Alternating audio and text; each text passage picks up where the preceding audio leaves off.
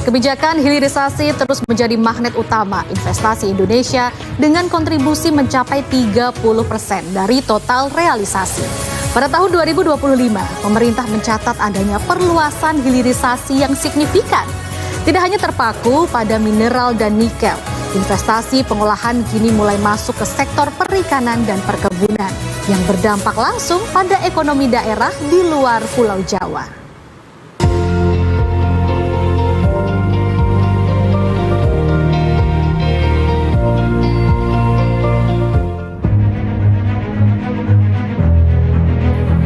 Program hilirisasi atau pengolahan sumber daya alam di dalam negeri terbukti efektif mendongkrak nilai investasi.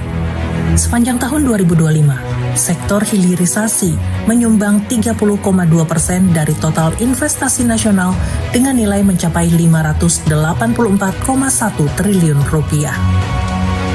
Menteri Investasi Rosan Roslani menyebutkan bahwa tren hilirisasi terus menunjukkan grafik menanjak, terutama di penghujung tahun 2025. Pada triwulan keempat saja, pertumbuhan investasi di sektor ini melonjak hingga 42,6%. Hal ini menandakan kebijakan hilirisasi semakin matang dan diminati.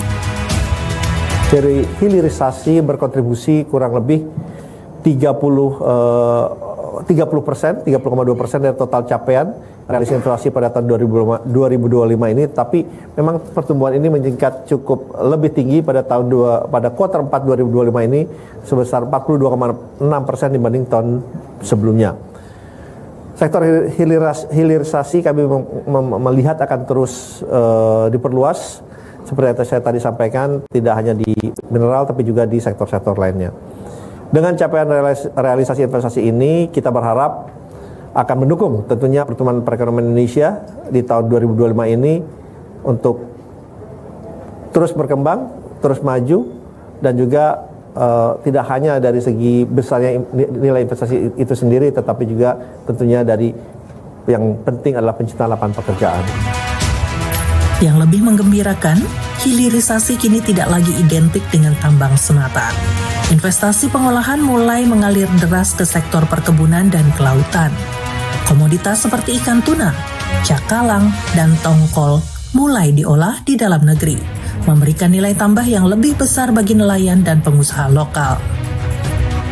Menteri Investasi memastikan bahwa sektor hilirisasi akan terus diperluas, tidak hanya terbatas pada mineral, tetapi juga merambah ke sektor-sektor lainnya guna mendukung pertumbuhan ekonomi di Indonesia tahun 2025 agar terus berkembang dan maju. Dalam hal ini, pemerintah menekankan bahwa fokus utama bukan hanya pada besarnya nilai investasi semata, melainkan pada aspek penting penciptaan lapangan pekerjaan bagi masyarakat.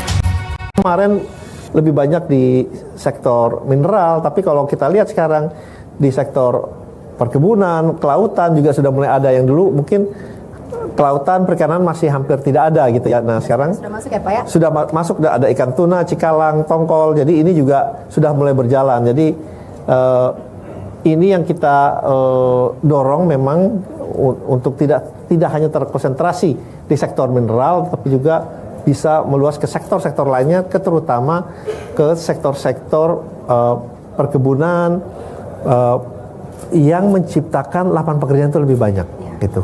Karena hilirisasi di mineral memang secara numbers itu tinggi, tapi memang kalau kita lihat, kita bandingkan dengan misalnya hilirisasi di bidang perkebunan gitu ya, mungkin jumlahnya tidak besar, tapi penciptaan lapangan pekerjaannya itu dampaknya itu jauh lebih besar.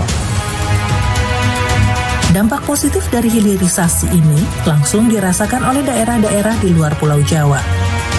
Realisasi investasi di luar Jawa tercatat lebih dominan dengan porsi 51,3%, mengungguli Pulau Jawa.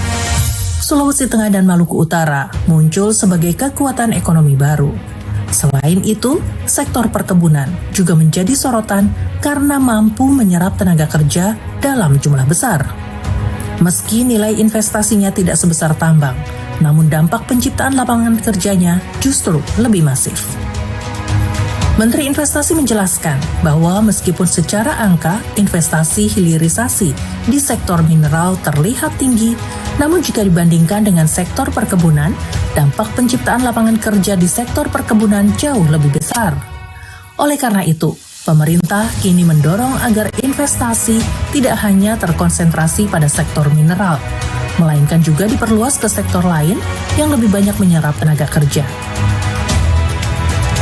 Kehadiran industri pengolahan di Sulawesi Tengah dan Maluku Utara membuat pertumbuhan ekonomi di kedua provinsi tersebut melesat jauh di atas rata-rata nasional. Investasi asing mendominasi sektor hilirisasi di luar Jawa ini menunjukkan bahwa investor global semakin nyaman berinvestasi di wilayah timur Indonesia. Kita lihat Sulawesi Tengah dan Maluku Utara mendominasi di hilirisasi, sehingga ini berbanding lurus dengan investasi hilirisasi di luar Jawa yang jauh lebih tinggi atau 71,1% dibandingkan Jawa yang 28,9%. Selain pemerataan ekonomi, masuknya investasi ke sektor padat karya seperti perkebunan dan perikanan diharapkan dapat menyerap tenaga kerja lokal lebih banyak lagi di tahun-tahun mendatang, sekaligus mengurangi ketergantungan pada satu sektor komoditas saja.